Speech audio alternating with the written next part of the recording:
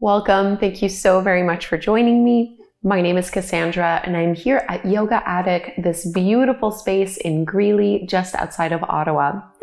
Today, I'm going to take you through a hybrid yoga and meditation class.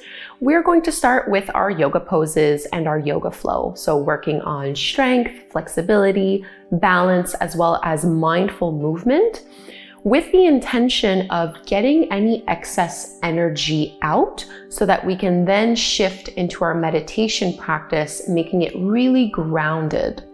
I know for me, it can be really difficult to just drop into meditation if I haven't really moved my body. If I have stiffness or if I'm just too alert and a little bit too energized, it's very difficult to quiet down my thoughts. And you might have the same experience at home. So I always find it very beneficial to do some mindful movement first and then settle into our 15-minute meditation, which we'll do at the end. This is an intermediate yoga practice and no props are required. We'll start sitting. Any way that works for you, we're just gonna try to release any tension from our neck and into our jaw. And you can roll your shoulders down and away from your ears, lengthen through your spine, close your eyes. And keeping your chin the way it is now, parallel to the floor, just let your right ear tip down towards your right shoulder. Notice how you get that first pull through the left side of your neck, and you might intensify this by reaching your left arm out and maybe bringing your right hand to the top of the head to pull the ear further away from your shoulder. So throughout both our yoga practice as well as our meditation, see if you can breathe in and out through your nose at an equal rhythm. And you can tuck your chin down towards your right shoulder and right armpit, stretching more at the back left side of your neck. And when you breathe, try to feel your breath travel all the way down towards your lower belly. And now tilt so that you're pointing your chin up towards like a top left corner, stretching under the left side of your neck. You can even stretch your lower jaw further. And come all the way back through to center. Let's release. We'll do the same thing on the other side. So bring your chin parallel again, starting from this neutral position. And we just let our left ear drop to the left shoulder. Maybe we reach the right fingertips out to the side.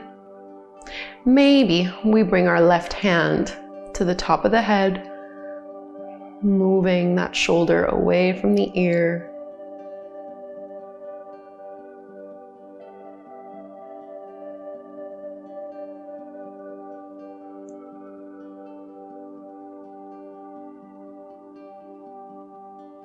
Slow, steady breaths.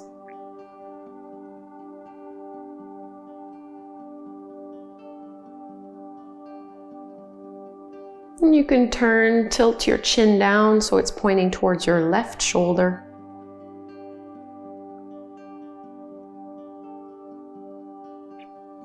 Try not to slouch or round in your spine.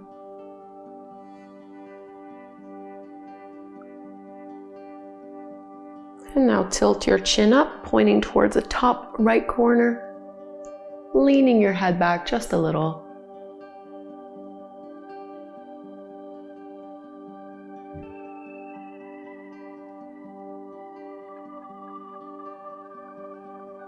And we'll release, come back through to center, shrug your shoulders, let it go. And let's come to a variation of tabletop. We're actually going to come down onto our forearms. So we'll do cat and cow, but with our forearms on the mat. So you can keep your knees under your hips and just come down so that you have your elbows under your shoulders and your palms a little bit more in front of you. Cat and cow, the same way you would normally do it. Inhale, drop the belly, lift the gaze, tailbone up. Exhale, round and contract. And just notice the difference that this variation brings through your upper back, between your shoulder blades.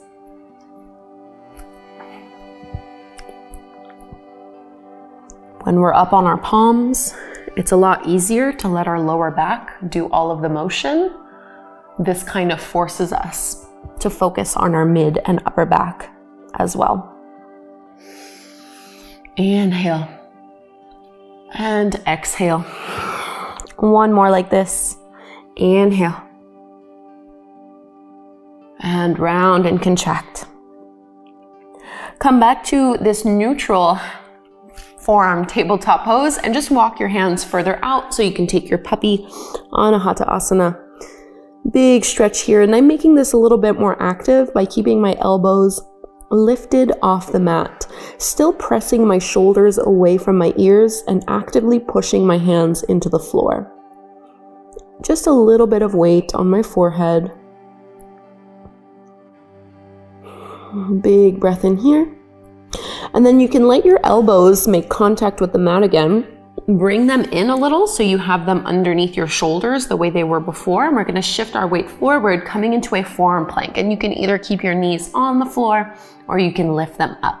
And we're trying to reach our tailbone towards our heels, push the weight back into our heels, draw the lower belly in, and at the same time, extend and reach the crown of our head forward. Try to hug your elbows towards one another. Not here for long, just take one more breath. And let your hips come down, Sphinx pose, open through your chest. Roll your shoulders back. And lower all the way down. Let's interlace our hands behind the lower back. Reach your knuckles towards your heels. Squeeze your shoulder blades behind you and keep your knuckles lifted off of your tailbone. As you inhale, peel your heart forward and lift. If you'd like to add on, you can take full Shalambhasana, locust pose by lifting your legs up. Keep the back of your neck long and try to keep your knuckles off of your glutes. You should be able to breathe here. If you count, you've gone too far. Big inhale and exhale to release. Switch the clasp of your hands the other way. We're going to do that same thing, just with the wrapping a little bit different in the hands. Inhale, lift your upper body off the mat. Roll your shoulders away from your ears. Maybe also lift your legs up. Focus a little bit more on length. Don't worry about how high you're going. Big breath in here. And let's release. Press back, child's pose, balasana. Big toes together, knees apart. Press your hips towards your heels. Walk your hands out in front of you and melt it down. And we're really focusing on the hip opener aspect of this pose here. So get a big inner thigh stretch. This will make our following flows a little bit easier and more comfortable. So take 3 more breath cycles exactly where you are.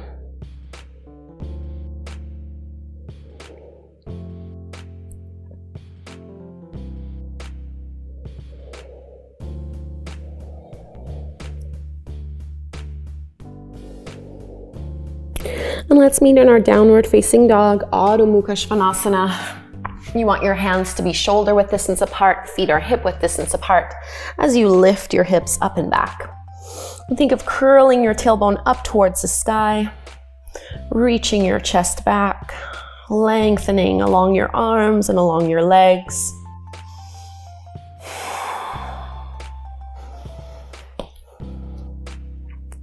Lean onto your right leg and we're going to reach our left leg up first.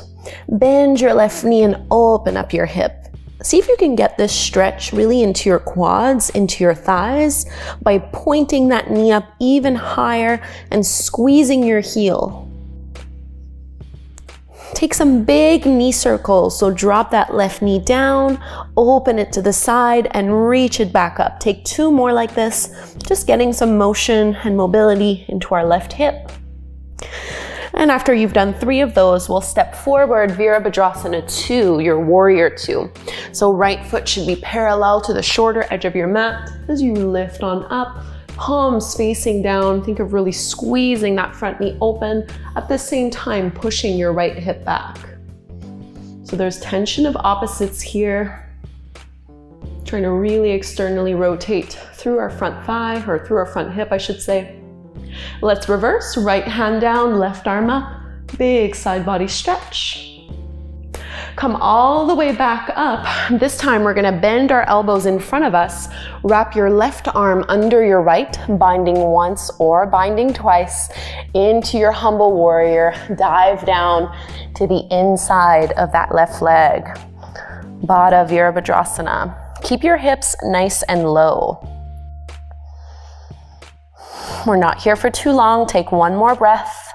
Can you push your feet into the floor to strongly lift back up? I know that's hard. Reach your arms back out, and this time let's go ahead and straighten our left leg. Should feel good. Trikonasana, your triangle pose. Send your hips back. Reach that left arm forward and down. Right arm extends up to the sky. Press actively down through both feet.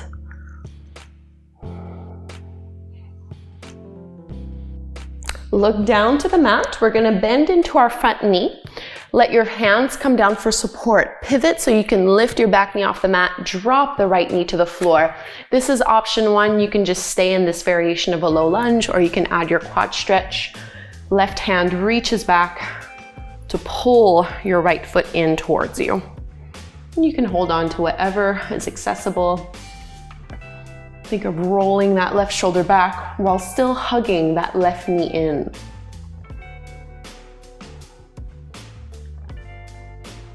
Creating lots of space here. Carefully release the hold of that foot, and we're gonna step the left knee back to meet the right one. Taking a little camel pose here as we keep our hips over the knees, open up through your heart, lengthening your tailbone down, and exhale to release. Find your downward dog, Adho Mukha Svanasana, and you're welcome to just hang out here, or you can take your flow if you'd like, inhaling to plank. Exhale, Chaturanga. Urdhva Mukha Svanasana, your upward facing dog. Exhale, downward facing dog. And we'll be setting ourselves up for the same flow on the second side. So this time your right leg will reach up, bend your right knee, open up your hip. Get that nice thigh stretch first. So really try to get your right knee right in the middle of both hips, squeezing your heel in, and then take 3 big knee circles. So your knee drops down, opens to the right, points up, twice more. Bit of a balancing act.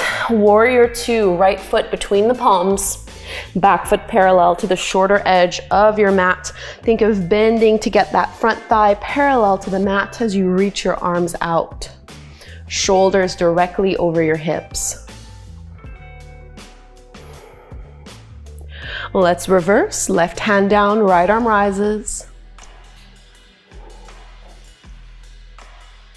Back through to center. Bend your elbows in front of you. Wrap your right arm under your left. And we'll dive down to the inside of that right thigh, humble warrior, with our Garudasana, eagle arms. Just a different variation of it. Push your feet into the floor. This is what's gonna help you lift all the way back up, nice and strong. Open your arms, straighten your front leg, triangle pose. Lean first with that right hand. Reach your left arm up, roll that left shoulder back, leaning back against an invisible wall behind you.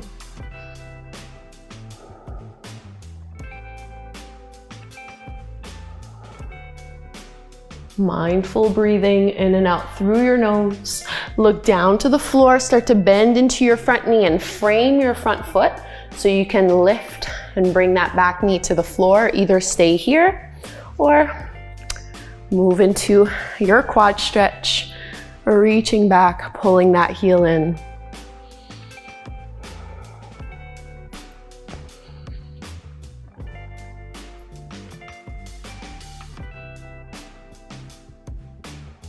Try to keep your hips nice and low.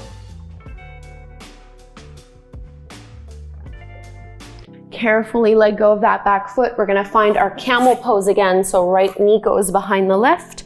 You're trying to stack your hips directly over your knees. Place your hands to your lower back. Reach your tailbone down. Open through your chest. Squeeze your shoulder blades behind you. Coming all the way back up, downward facing dog. Holding here or taking your flow, inhale and exhale. Inhale, open through your chest, downward facing dog. From here, walk your feet forward to the top of the mat so you can find your ragdoll fold. Maybe holding onto your elbows so you have a little bit more traction.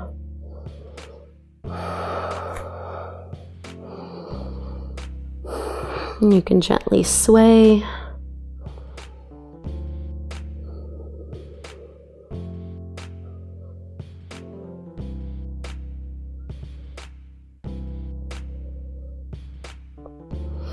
Let's release our hands to the floor, bend your knees generously, push into your heels to roll all the way up. Coming to stand in our mountain pose. Your head is the last to come up. Palms shining forward. And you can step to the top of the mat with your feet hip-width distance apart. You can bring your hands to your hips. We're gonna lean on our right leg a little more so we can pull and squeeze to lift that left knee up. Try to keep your hips level. This is why we have our hands where we have them. You're going to straighten that left leg and then bend into your left knee. Send your upper body forward as you reach that left leg back, coming into warrior three. The entire time, I want you to keep your hips stable. So we're gonna inhale all the way back up. Exhale, straighten the leg.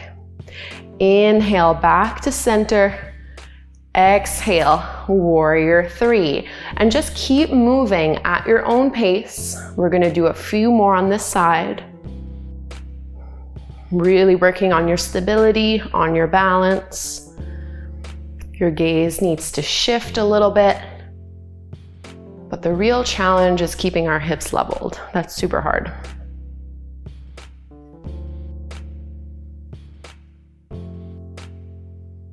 Take your last one here. And the next time you're in your Virabhadrasana 3, we're gonna hold. And find Virabhadrasana 1, warrior 1. So let that left foot come down at about a 45-degree angle. Your right foot is still pointing forward. Bend into that front knee. Circle your arms wide and up. Push your palms together. Sink your hips down even lower.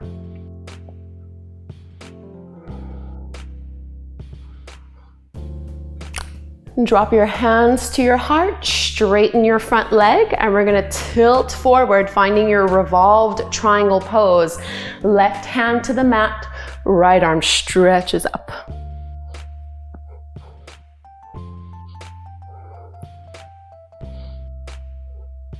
Looking to the floor, let's find our pigeon pose from here. So bend into your front knee, and you can bring your right knee towards your right hand.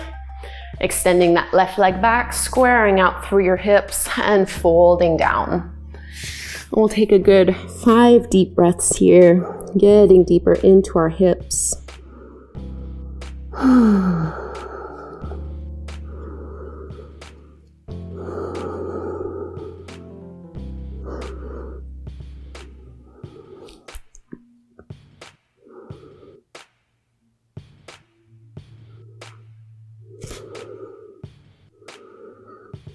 Release any tension from your upper back and your shoulders.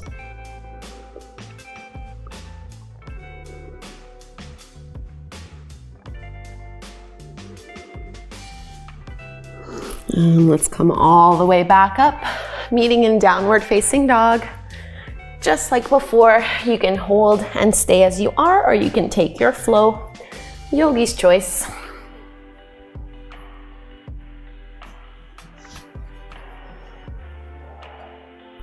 And we can walk our feet forward to the top of the mat, finding that ragdoll stretch again. A little bend in your knees, holding onto the elbows, letting your upper body drape over your legs.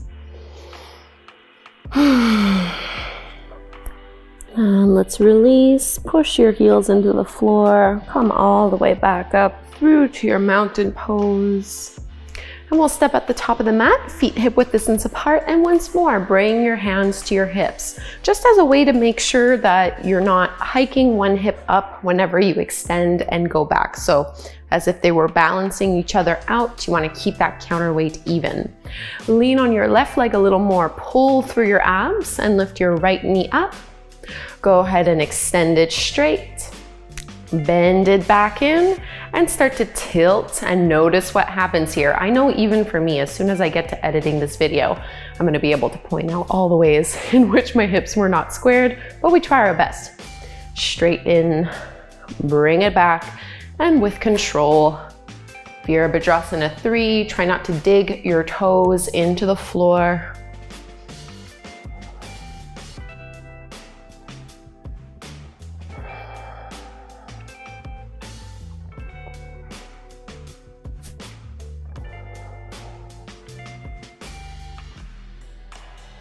Take one more full round here so that the next time you're in your warrior 3, we're going to hold it there and step it to Virabhadrasana 1, warrior 1. Back foot at about a 45-degree angle. As much as possible, try to lengthen your tailbone down. Circle your arms up, press your hands together. Keep bending generously into that front knee, so it's not wavering side to side.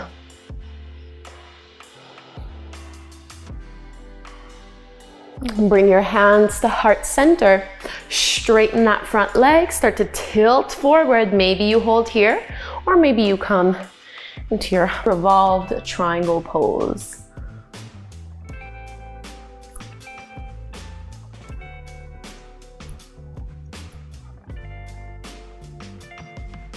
Looking down to the mat, bend into your front knee. We're gonna come into our pigeon pose on the second side. Left knee aligns itself behind your right hand, or sorry, your left hand.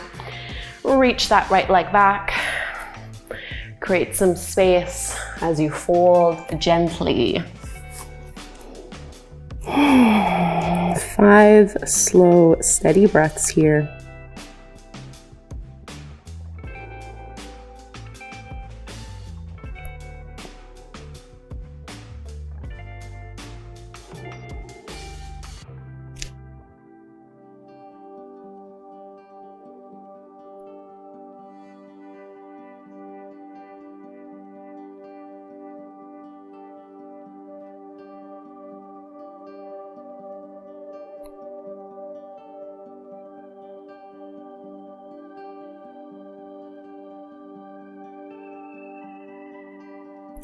And let's start to rise back up.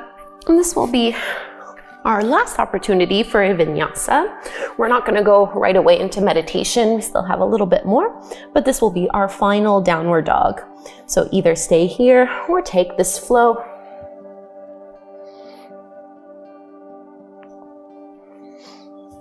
Stretching it all out in your down dog. Let's go ahead and find tabletop, the more traditional variation this time. So with our hands planted to the mat, under our shoulders, knees under your hips. Try to flatten out your lower back so you're not curving and dumping your weight in here. You need to engage your core. And we're gonna reach our right leg up and back. Roll that right hip down. So this is the same principle as what we were doing in those warrior 3 transitions. And then maybe your left arm stretches forward. You're balancing tabletop pose. Try to lift out of your right shoulder so you're not collapsing your weight there. And now let your left hand come down to the mat. Drop your right foot to the floor. So the ball of that foot, keep the right leg straight. Squeeze and tap your left knee to your nose. And release. Tabletop, second side. Realign yourself, find that connection with your core. And then left leg reaches back behind you. Roll that left hip down, flatten out your lower back. Maybe your right arm extends.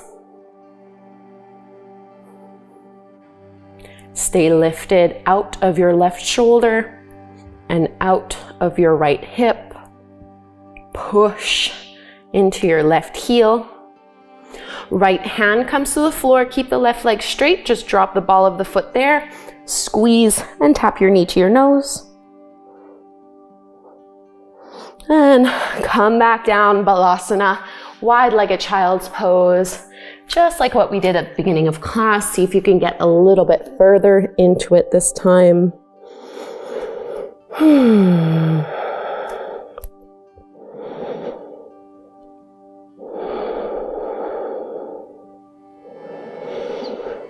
And we're going to take 3 big exhales out the mouth. So inhaling through the nose and a big release. This is your opportunity to clear out what is still lingering. So inhale. 2 more.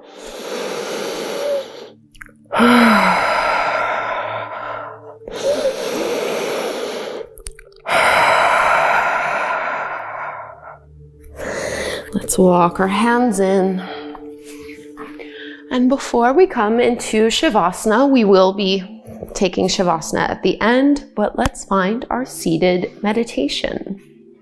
So now that we've really kind of gotten some of our energy cleared out, the excess energy, we get to really refine and build the container through meditation. So sit in a way where you're not rocking forward or leaning back, but you're directly aligning your shoulders over your hips. And you can keep your palms on your thighs.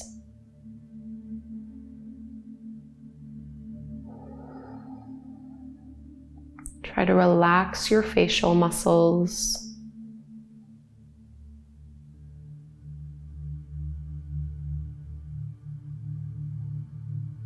And I'll present you with 2 techniques. The first one we'll begin with is simply internally repeating the mantra So Hum, which can roughly be translated to I am or I am that. It's a wonderful way to connect with our true essence. But on a practical level, a mantra also helps our mind focus on something so that we can minimize other distractions. So as you inhale, internally think of so, and as you exhale, hum. So you're internally repeating that mantra. Inhale so, exhale hum.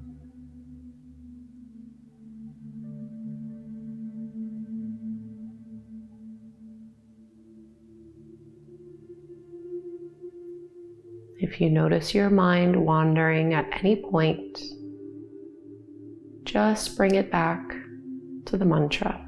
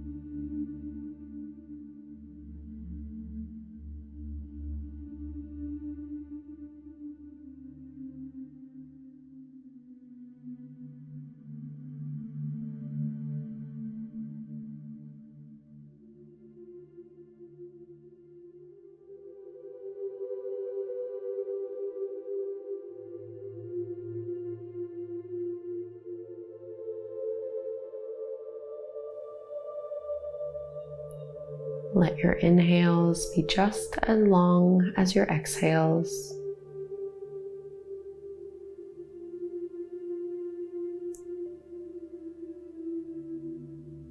So hum.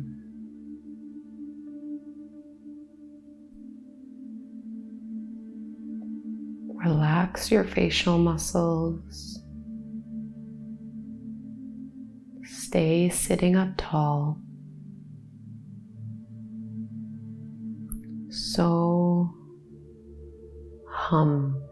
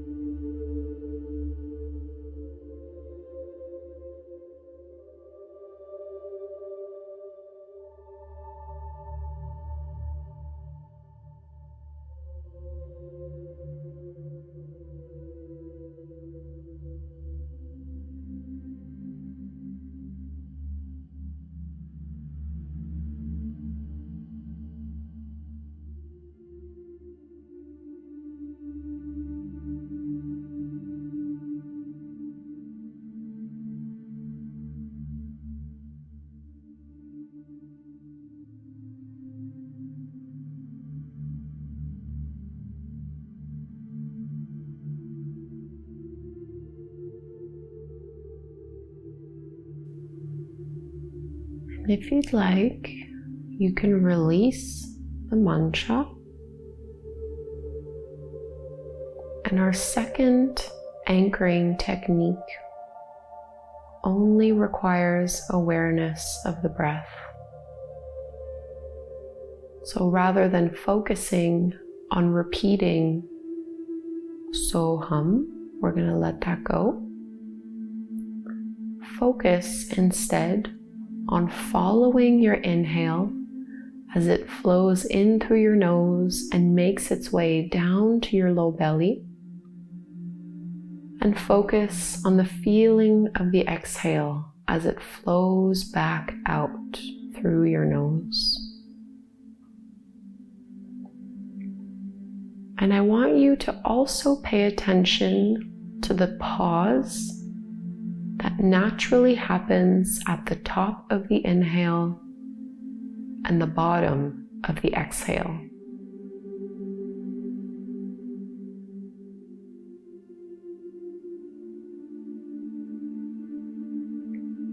Without forcing your breath,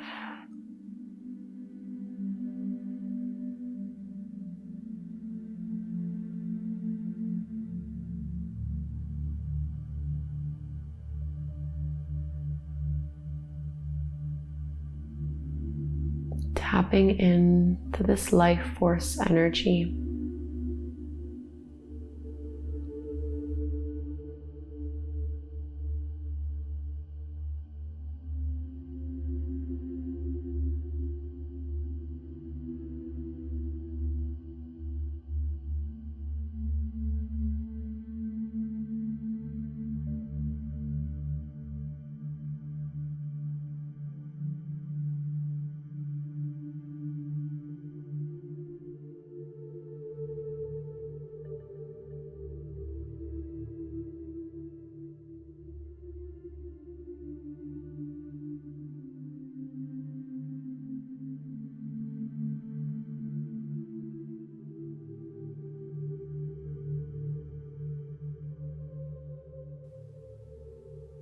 Notice how the inhale might feel slightly cooler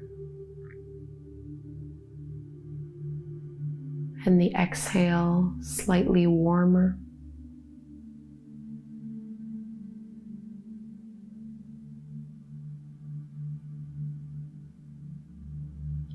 Maybe one part of the breath feels a little more natural.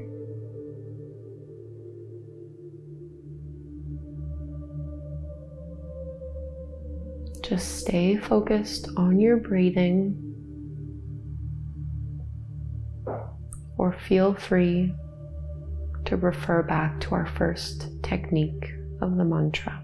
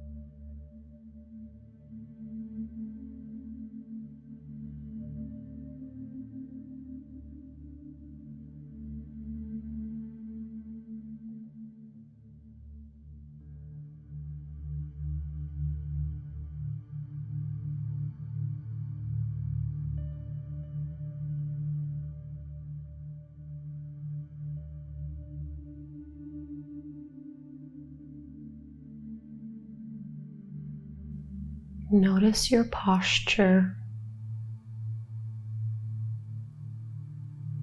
If anything has changed.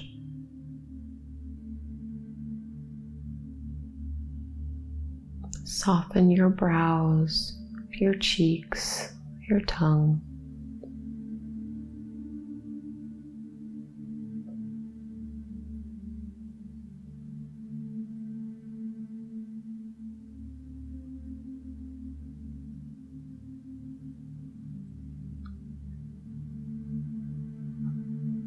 If you've gotten caught up in thoughts or in storytelling, just lovingly bring yourself back to focusing on your breath.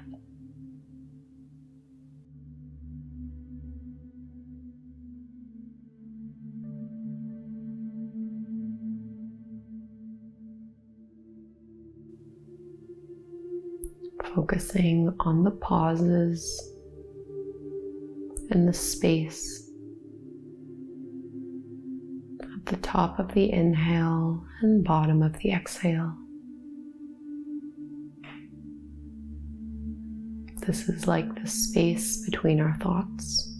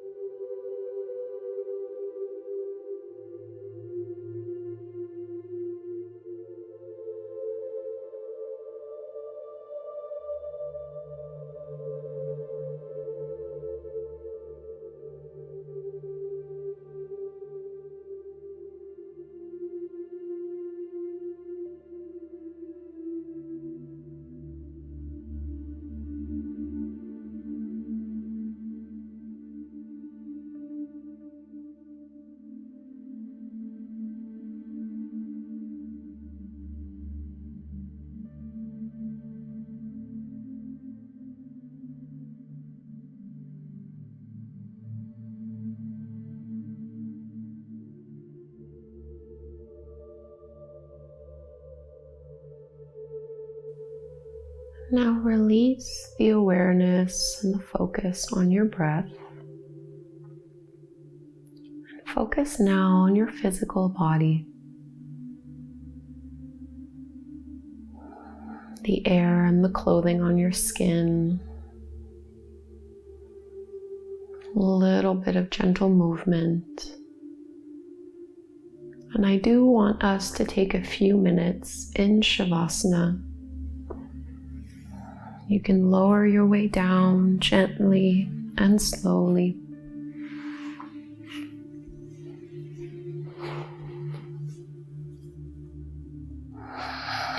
Taking up space with your palms facing up.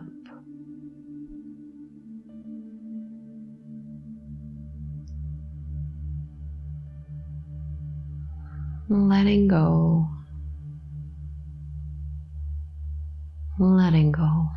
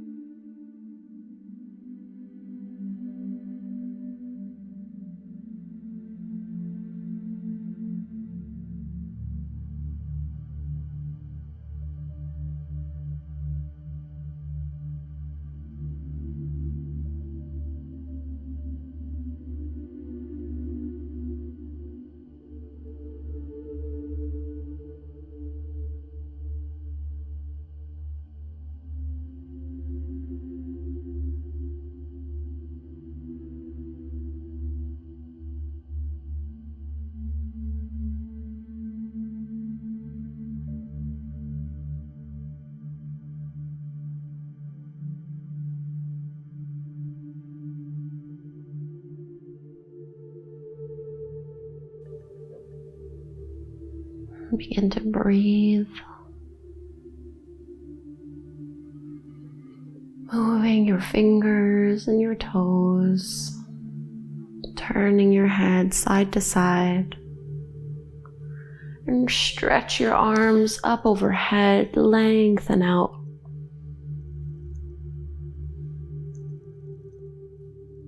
We can roll to one side. Come up to take a seat one last time. And we'll bring our hands together at the heart. Let's close with a chant of Om one time. Breathe in to chant.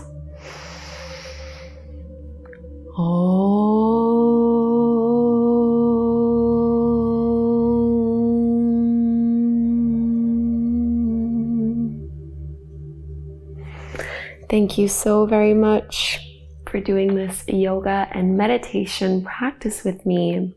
I would love to know what you thought of this class and if you did find it easier to meditate after doing some movement.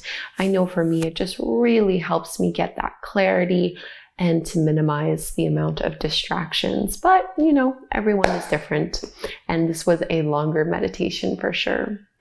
Thank you again. Please subscribe to my channel, and hopefully I will practice with you very soon.